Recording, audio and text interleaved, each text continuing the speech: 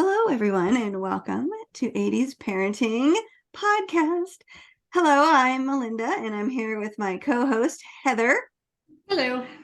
Hello, Heather. Well, Heather, today we have our first guest, which I'm very excited about.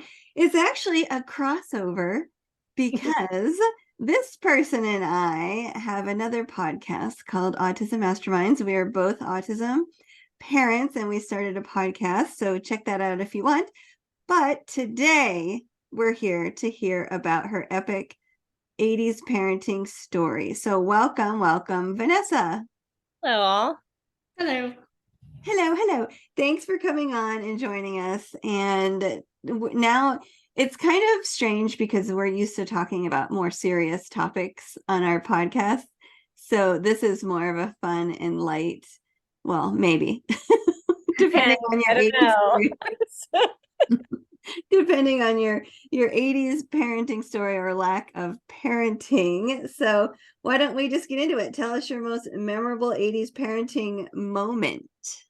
Well, something that always sticks with me is we used to have, so now it's in Massachusetts, and now it's called Star Market. But back in the day, in the 80s, before corporations took over, it was called Angelo's. And my mom used to have a song about it because she had a song about like everything. She had a song about the truck we had. She had a song about stores. So she had this song about, and she called it Angelolo's. So we would go shopping every week, grocery shopping at Angelolo's. And my mom, she was a stay-at-home mom. So, so anyway, when we would go shopping, my sister was not born until 1984. So it was mostly, these memories are a lot of my brother and I, and maybe little baby Barbara along. So you were born in late 78. So 78. Okay. 78. So I just had my 45th birthday. So that was pretty. I know. Happy birthday. But anyway, my mom would take us shopping, and so you remember in the 80s, in the grocery stores, they had those Brax candies that were, you were supposed to actually buy them by the pound. Mm-hmm. But in order for my mom to get through the grocery shopping, she told my brother and I that those were just free samples. So, my brother and I would go and we would get our free samples. And of course, we were kids and candy's good. So sometimes we would have more than just one sample. And we believed her. We thought like these have to just be samples because that's what mom says. Lo and behold, one time we were sitting there and we're just enjoying our samples. And one of the employees comes up and goes, so where's your mom? Don't you guys know you have to pay for those? And we're like, no, mom said they're free samples. And he said, well, I think maybe I have to have a discussion with your mom or something to that effect. But, so that kind of ruined that for us. And my mom, she was funny because I remember her just like dealing with it, and she got away with it like she did with so many things. She just had that kind of charm about her. And then when that didn't work anymore, she moved on to chips. So we would start our grocery shopping in the chip aisle, and we would just kind of eat the chips as we were shopping. And I was kind of like goody two shoes kid when I was little, and I wanted to do everything right. So I'd say, Mom, don't we have to pay for those chips? And she'd say, no, they're all gone. So don't worry about it. So I was totally stealing. So what was really confusing is one time my brother, because, we're getting mixed messages. So we're at the checkout aisle and he really wants like peanut M&Ms. And my mom goes, no, Dylan, not today, no peanut M&Ms. So he just like looks at me and he slyly puts them he's little, like talking maybe like little kid, like 5 or 6 or something. And he puts them in his pocket and he's thinking he's going to get away with it. And I'm looking at him all disapprovingly, big sister. And I go, that was dumb, And so we get in the car. And of course, because he's little, he's not thinking about it. He starts eating them. And so my mom goes, Dylan, I told you not to take those. And he said, well, wasn't it samples?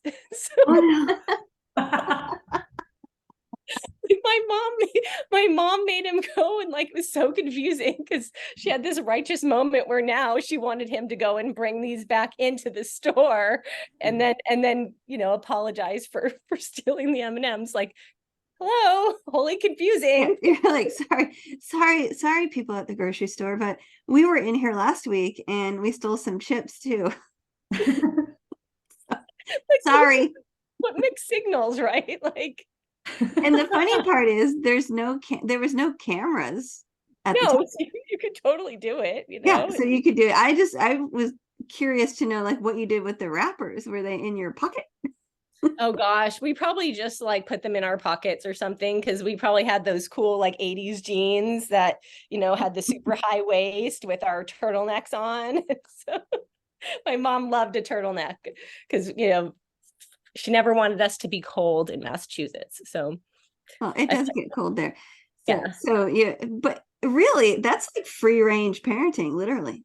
Yeah. And my mom was pretty unique. She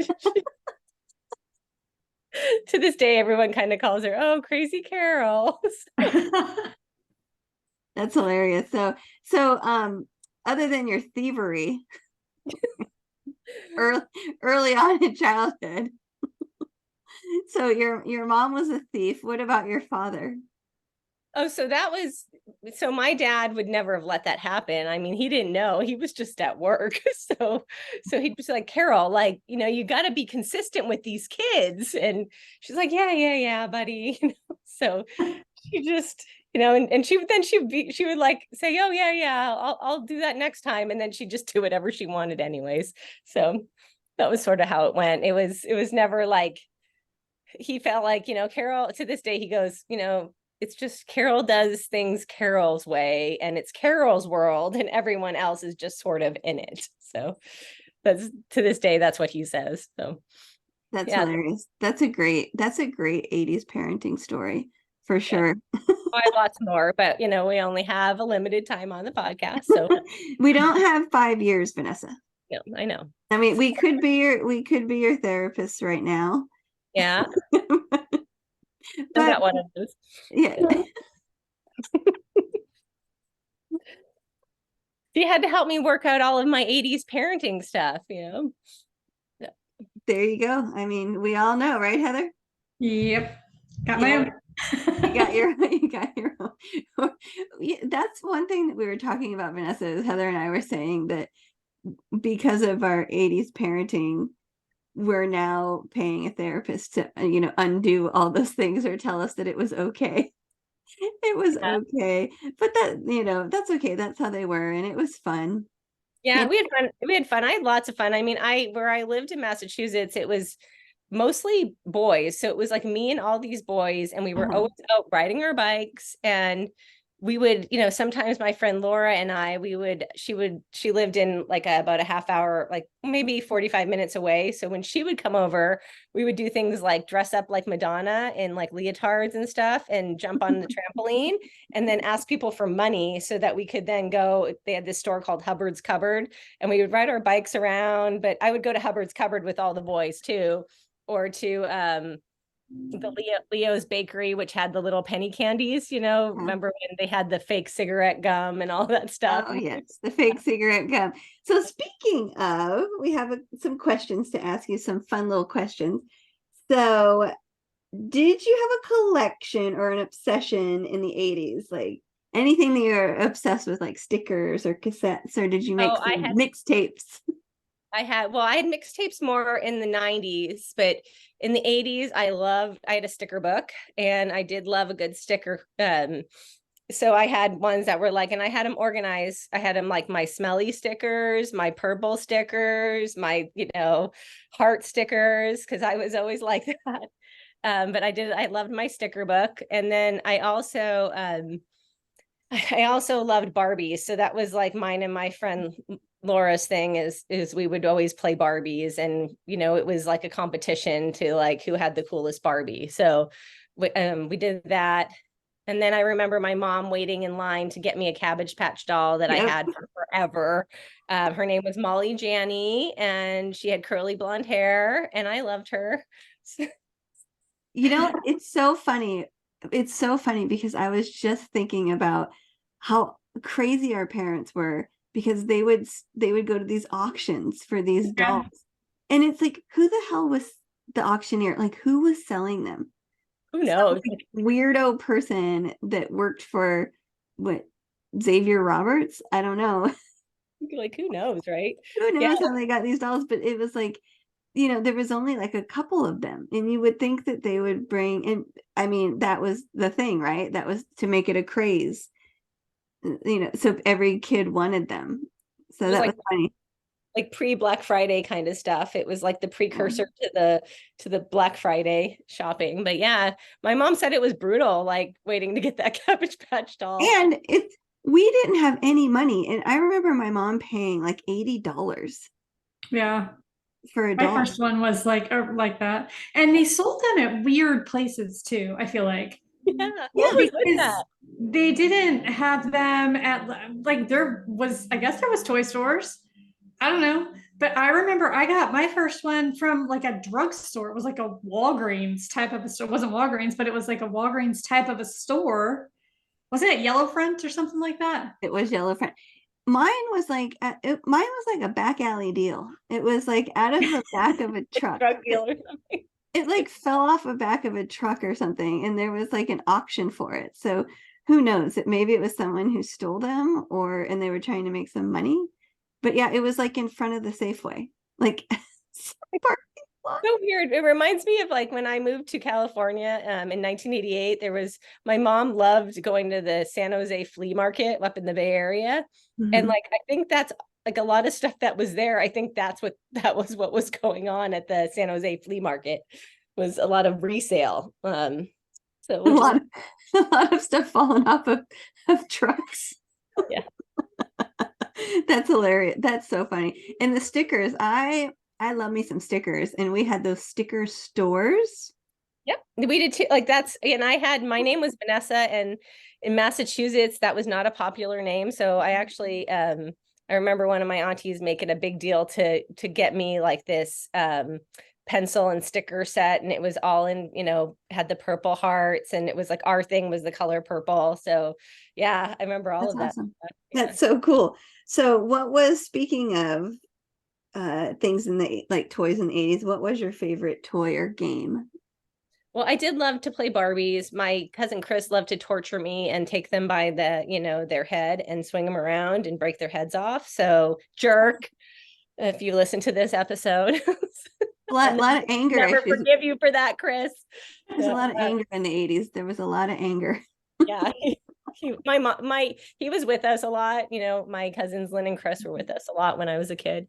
But yeah, that, and I remember playing a lot of Pop-O-Matic Trouble with my brother. We loved to play Trouble. I was little, so Candyland, Chutes and Ladders, all of those classic games. Yeah, I do love me a Twister. Twister was fun. What an interesting game that is too, Twister. Like I remember like falling on top of friends trying to do the move, and I'm not super graceful, so that was a funny game to watch. Hey, that was your precursor to all the yoga you do now. Oh, true. Maybe that was my inspiration, was 80s Twister. Yeah. There you go, 80s Twister. 80s Twister in the teen years, in the early 20s, was a little different. Just a little bit. A little bit different. Okay, so did you ever have an 80s iconic hairstyle or haircut? So yes. So I have a couple little stories there. My mom's mom she owned a hair salon for years. So when she came to visit one summer, that's when the bowl cuts, when you had that the bowl haircut. So I sported that for a while. And then I grew my hair really long. Like as a kid, my hair was down to like my butt. I had super long hair.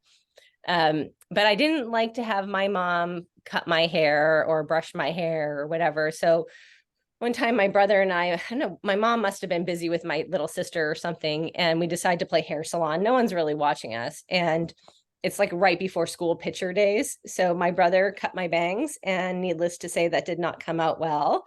So we then my mom had to cut them like almost all the way up to like and I have a widow's peak. So that was a really funny school picture year. I wish I could find that picture to share. Oh, I would love to see that photo.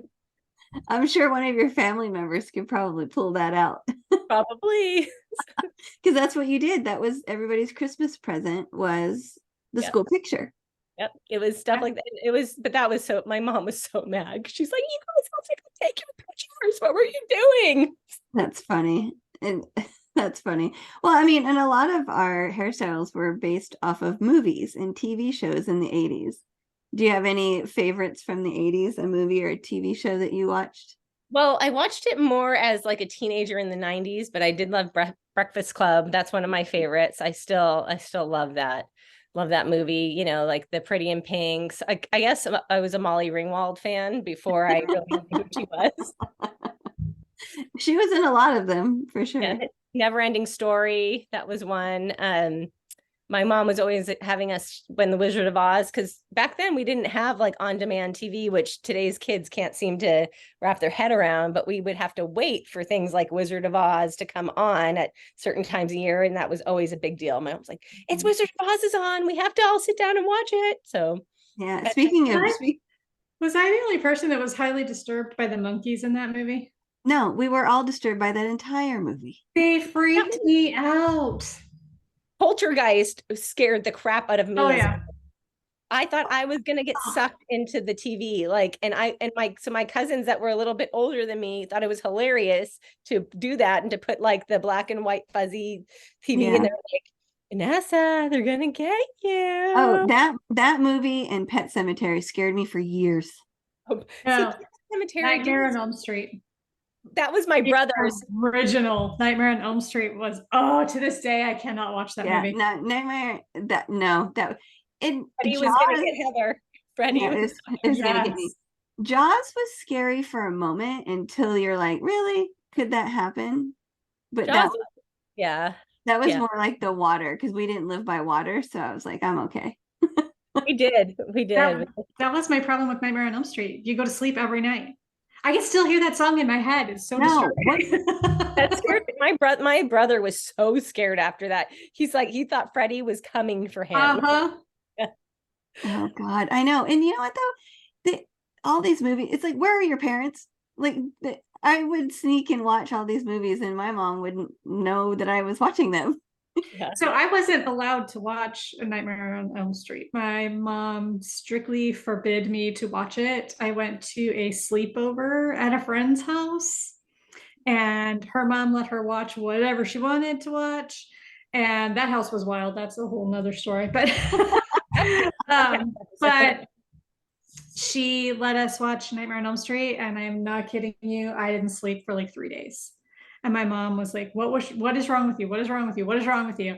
And I was like, nothing. I just can't sleep. I just can't sleep. I just can't sleep. And finally, on like the 3rd day, I was so exhausted that I stayed home from school. And I finally fessed up to what I had done. And of course, I got grounded for watching said movie.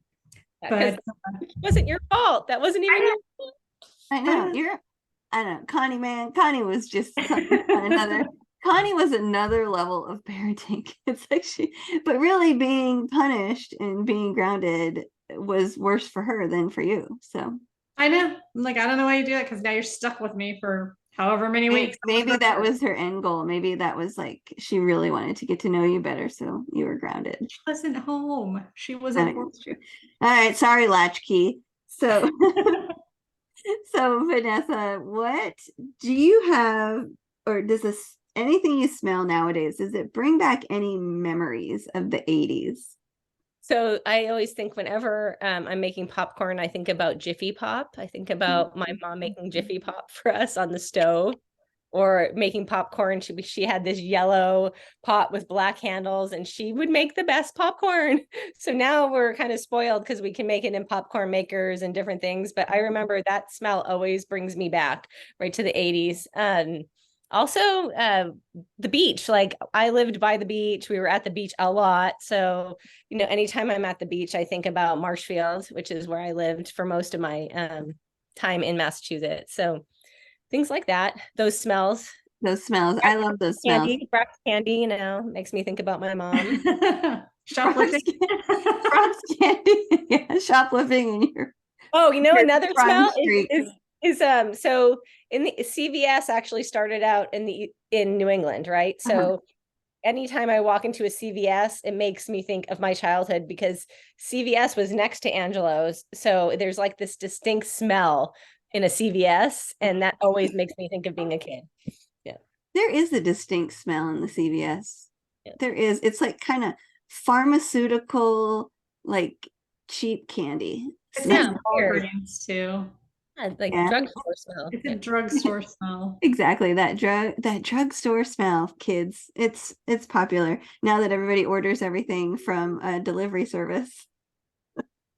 You don't go into stores that much anymore, kids. And candy is not a penny. Oh no, just a little bit more expensive. A little bit more. And so well, thank you for sharing your life of crime with us Yeah. Oh, anytime. Yeah. in the 80s. Your mom sounds like a hoot. I've met your mom and she's great. She's great. Your mom is funny. Your mom really is funny. Yeah, she has her own style. She should see. I actually got to spend some time with her last night. She'd been gone. She's from Canada, so she went to visit her family for a while, and she came home with like flaming red hair. So, and she goes, "Listen, I didn't want it this red." And I go, "Well, if anyone can get away with it, Mom, it's you." So, Yeah. Nice. oh, I see a visitor. Yeah, we have a visitor among us. So thank you, Vanessa, so much for coming on the podcast and sharing your stories. And be sure to check Vanessa and I out on our Autism Mastermind podcast. Yeah, this was fun. This was so much more fun than talking about series. Thanks so much.